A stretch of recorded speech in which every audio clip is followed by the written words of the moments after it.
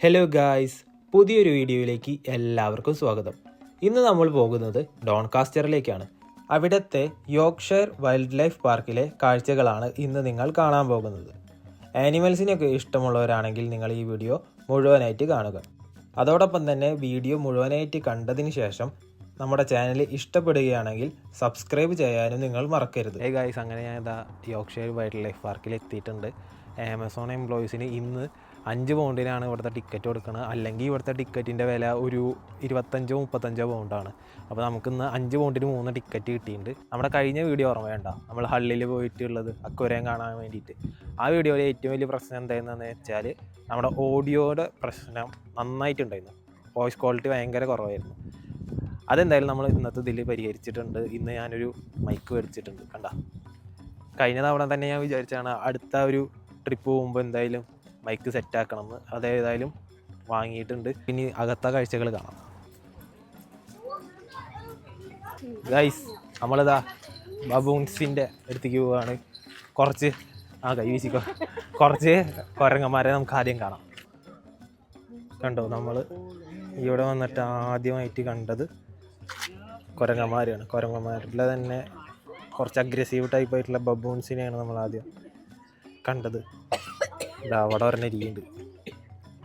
കുറേയൊക്കെ അപ്പുറത്താണ്. ഇവറ്റ അങ്ങോട്ട് വരില്ലായിരിക്കും.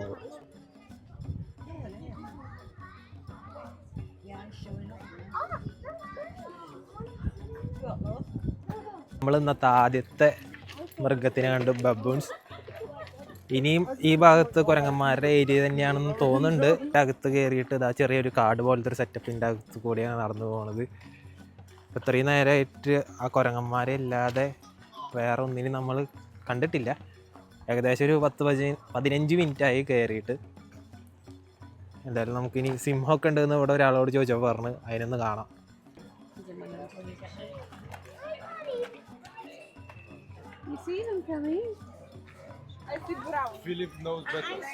നമ്മളിതാ ലിമൂസിനെ കണ്ടിട്ട് ഇറങ്ങി.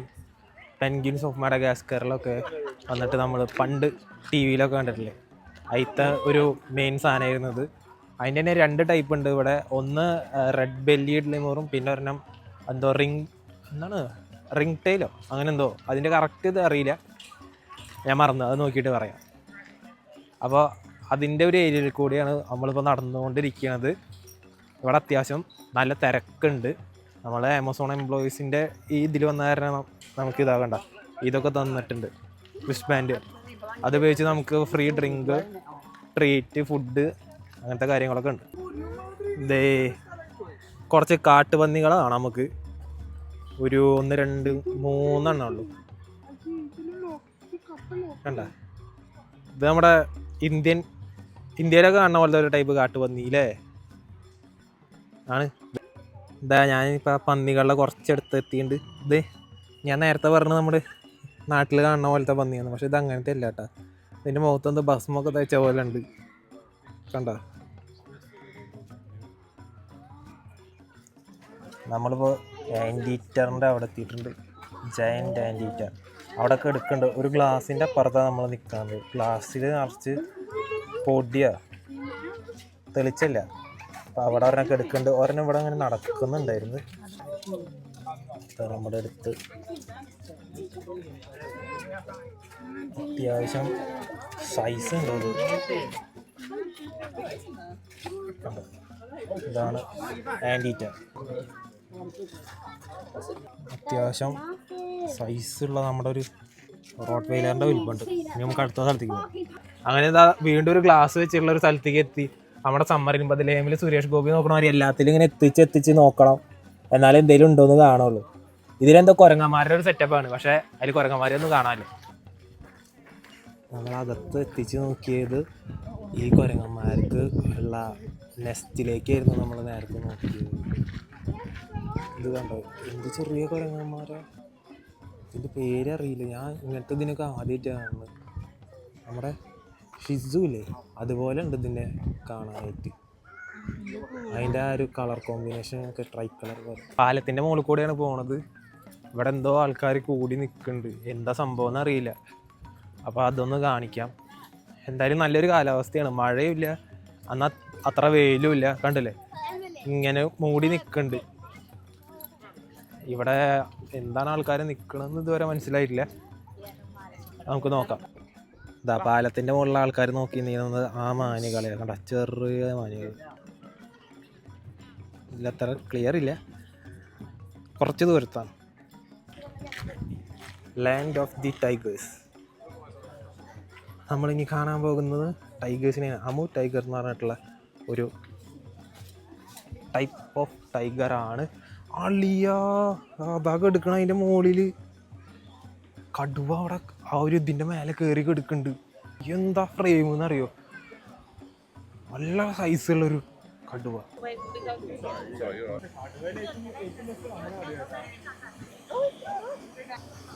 ആ കടുവ അത് അങ്ങണ്ട് തിരിഞ്ഞിട്ട് എടുക്കുന്നുണ്ട്. അതിൻ്റെ ബാക്കത്തെ ഇത് കണ്ടില്ലേ? ഇത് കാണുമ്പോൾ എനിക്ക് എന്താണെന്നറിയോ ഓർമ്മ വരുന്നത്, പണ്ട് എൻ്റെ മാമൻ്റെ വീട്ടിൽ TV ഇതുപോലത്തെ ഒരു ഇതായിട്ട് മൂടി ഇട്ടിരുന്നു, കടുവയുടെ ഒരു പ്രിൻ്റുള്ളൊരു തുണിയായിട്ട്. ഇതിൻ്റെ ബാക്ക് സൈഡ് കാണുമ്പോൾ എനിക്ക് അതാണ് പെട്ടെന്ന് ഓർമ്മ.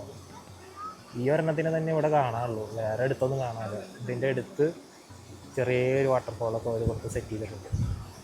എന്തായാലും മൊബൈൽ റെസ്റ്റായി, ഫുഡ് അടിച്ചിട്ട് കിടക്കാവുന്നുണ്ട്. അപ്പോൾ നമ്മൾ നല്ലൊരു അടിപൊളി കടുവയുടെ വീഡിയോ കണ്ടില്ലേ? ഇത് വീണ്ടും അതേപോലത്തെ ഒരു കടുവ ഇവിടെ കിടക്കുന്നുണ്ട്. എനിക്ക് തോന്നണത് ഒരു ഫുഡൊക്കെ കഴിച്ചിട്ട് റെസ്റ്റ് എടുക്കുന്ന സമയം.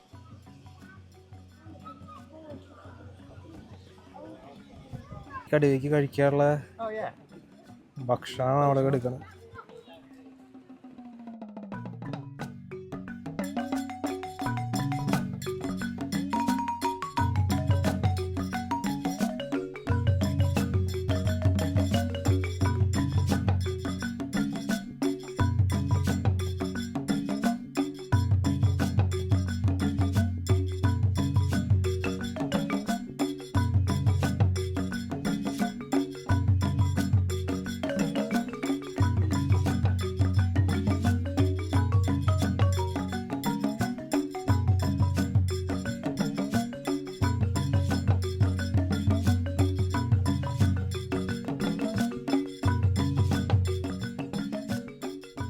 ഇതാ നമ്മളെത്തിയിരിക്കുന്നു കരയിലെ ഏറ്റവും ഉയരം കൂടിയ ജീവിയായിട്ടുള്ള ജിറാഫിൻ്റെ അടുത്തേക്ക്.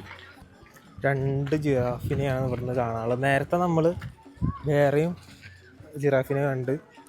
ഇതിന് മുമ്പ് ഞാൻ ജിറാഫിനെ കണ്ടുള്ളത് നമ്മുടെ മൈസൂർ സൂ എന്നാണ്. കണ്ടില്ലേ, 2 എണ്ണം ഇങ്ങനെ നിൽക്കുന്നുണ്ട്. ഇവിടെ വേറൊരു ടൈപ്പ് ജിറാഫ് ഉണ്ട്.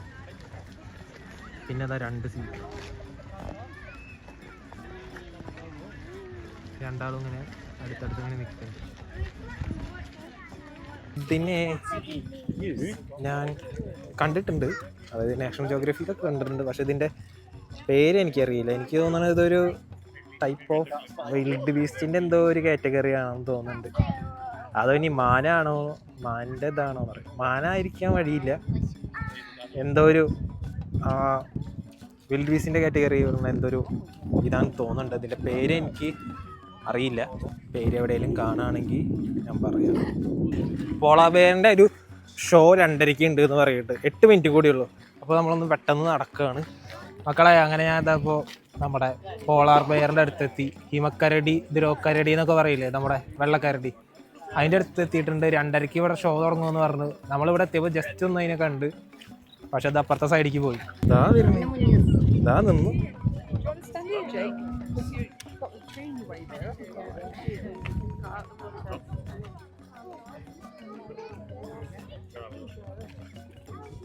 അങ്ങനെ ജീവിതത്തിൽ ആദ്യമായിട്ട് ധ്രുവക്കരടീനെ കണ്ടു. ഇവർ ഇവിടുന്ന് കണ്ടോ മീൻ എറിഞ്ഞു കൊടുക്കണ കണ്ടോ? ആ മീൻ കഴിക്കാൻ വേണ്ടിയിട്ടാണ് ഈ സീകളൊക്കെ വരുന്നത്. ഈ കരടീനേക്കാളും കൂടുതൽ പക്ഷികളാണ് മീനെടുത്ത് തിന്നുന്നത്.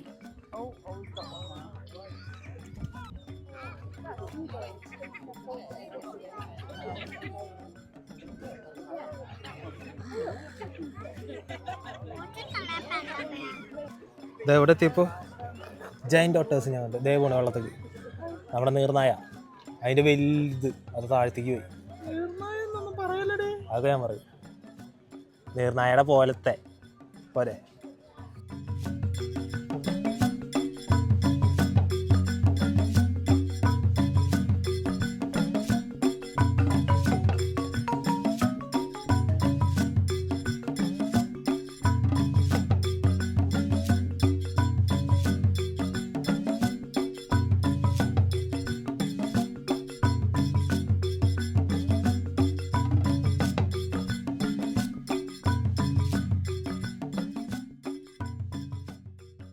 ഇതാണ് നമ്മളുടെ ഇന്നത്തെ ഭക്ഷണം കണ്ടില്ലേ. പിന്നെ ഡ്രിങ്കും ഐസ്ക്രീമും ഒക്കെ ഇതിൻ്റെ ഒപ്പം ഉണ്ടായിരുന്നു. അങ്ങനെ ഫുഡൊക്കെ കഴിച്ച് നമ്മളിതാ ലയൺസിൻ്റെ അടുത്തേക്ക് പോവാണ്. വരുന്ന വഴിക്ക് കുറച്ച് ചെറുതായിട്ടൊന്ന് സിംഹങ്ങളെ കണ്ടെങ്കിലും ഡീറ്റെയിൽ ആയിട്ടുള്ള വിഷ്വൽ നമുക്കിപ്പോൾ കാണാം.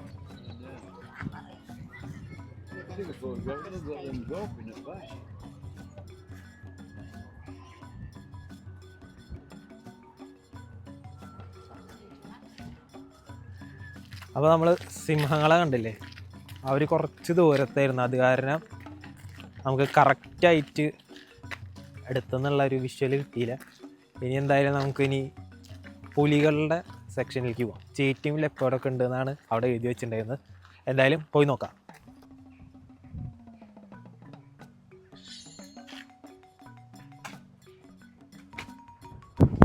പോകുന്ന വഴിക്ക് നമുക്ക് ജിറാഫിനെ കുറച്ചുകൂടി എടുത്ത് കാണാനുള്ള ഒരു അവസരം കിട്ടി.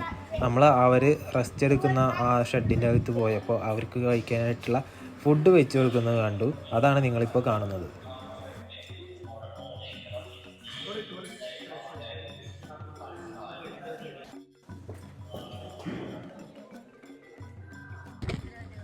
ഗായ്സ്, അങ്ങനെ നമ്മളിതാ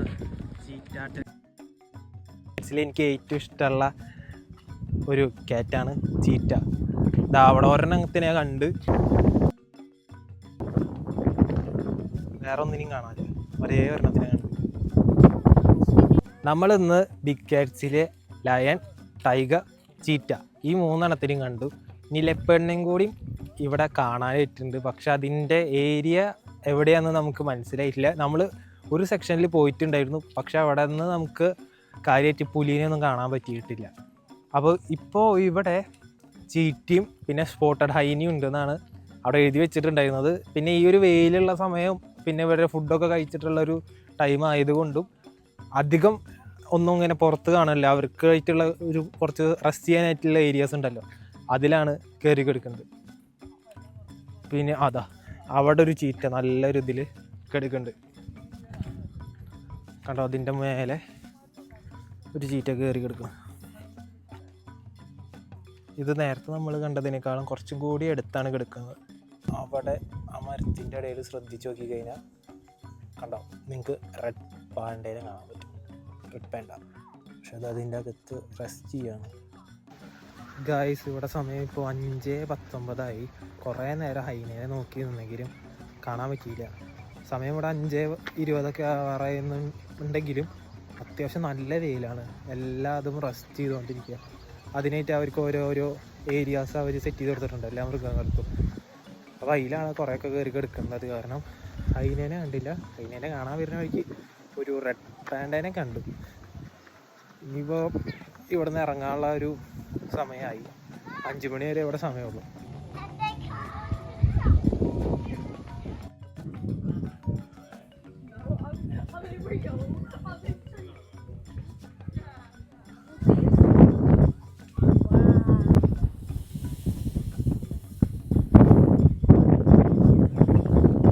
ഇപ്പം സമയം 5:30 ആയിട്ടുണ്ട്. അങ്ങനെ ഞാനിതാ ഇവിടെ നിന്ന് പുറത്തേക്ക് ഇറങ്ങാൻ പോവുകയാണ്. ഇവിടുത്തെ ഏകദേശം ഒരു 50% കാര്യങ്ങൾ മാത്രമേ കാണാൻ പറ്റിയിട്ടുള്ളൂ. സമയത്തിൻ്റെ പരിമിതികൾ കാരണം നമുക്ക് മൊത്തം അങ്ങനെ കൂടുതലായിട്ടൊന്നും കാണാൻ പറ്റിയില്ല. എന്തായാലും കുറച്ച് നേരത്തേക്ക് വരുമായിരുന്നെങ്കിൽ കുറച്ചുകൂടി അധികം കാണാമായിരുന്നു എന്ന് തോന്നുന്നു. നമ്മളിവിടെ എത്തിയത് കുറച്ച് ലേറ്റായിട്ടായിരുന്നു. നമ്മൾ വിചാരിച്ചതിനേക്കാളും കുറച്ചധികം ഇവിടെ നടക്കാനുണ്ടായിരുന്നു. സംഭവം ഇവിടെ വലിയ ഏരിയ ആണ്. അതിന് മാത്രമുള്ള അനിമൽസൊന്നും ഇവിടെ ഇല്ല. പക്ഷേ കുറേ നടക്കാണ്ട്. ഇവിടുത്തെ മാപ്പിൻ്റെ സിസ്റ്റം ഒന്നും അത്ര നല്ലതല്ല. അതായത് നമ്മളെ കുറേ കൺഫ്യൂസിങ് ആക്കും. അങ്ങനത്തെ ഒരു ഇതാണ്. അത് കാരണം നമ്മൾ വന്ന വഴിയിൽ തന്നെ കുറേ ഇങ്ങനെ നടന്നുകൊണ്ടിരിക്കേണ്ട ഒരു ഇത് വന്ന്. ഇല്ലായിരുന്നെങ്കിൽ നമുക്കിതൊക്കെ പെട്ടെന്ന് തന്നെ കണ്ടു തീർക്കാവുന്നതേ ഉണ്ടായിരുന്നുള്ളൂ. എന്തായാലും ഈ വഴിക്കൊക്കെ പോണവർ അല്ലെങ്കിൽ ഇത് ഈ ഡോൺകാസ്റ്ററിൻ്റെ അടുത്തുള്ളവരൊക്കെ ഒരു 1 ഡേ ട്രിപ്പ് പ്ലാൻ ചെയ്യുന്നുണ്ടെങ്കിൽ നിങ്ങൾക്ക് നോക്കാൻ പറ്റിയൊരു സ്ഥലമാണ് Yorkshire wildlife park. Sea ലയൻ്റെ അടുത്ത് 2 എണ്ണം അവിടെ കിടക്കുന്നുണ്ട്. സീല് പിന്നെ അപ്പുറത്തും 2 എണ്ണം കിടക്കുന്നത്. ക്യാമറയിൽ കിട്ടുന്നുണ്ടോയെന്ന് അറിയില്ല. ഇതവർക്ക് വേണ്ടിയിട്ടുള്ള വെള്ളമാണ്. വെച്ചിരിക്കുന്നത്. ഇവർക്ക് നീന്താനൊക്കെ ആയിട്ട് നല്ല ക്ലിയർ വാട്ടർ. അവിടെ നിന്ന് ഞങ്ങൾ തിരിച്ചു പോയത് ബസ്സിലും ട്രെയിനിലൊക്കെ ആയിട്ടായിരുന്നു. അവിടെ നിന്ന് ഡോൺകാസ്റ്റർ വരെ ഞങ്ങൾ ബസ്സിൽ പോയി, പിന്നെ ഡോൺകാസ്റ്റർ ടു ഷെഫീൽഡ് ട്രെയിനിൽ പോയി. അപ്പോൾ ഇതൊക്കെ തന്നെയാണ് ഇന്നത്തെ ഈ ഒരു വീഡിയോയിലുള്ളത്. മറ്റൊരു വീഡിയോയുമായി നമുക്ക് അടുത്തൊരു ദിവസം കാണാം. അതുവരേക്കും എല്ലാവർക്കും ബൈ.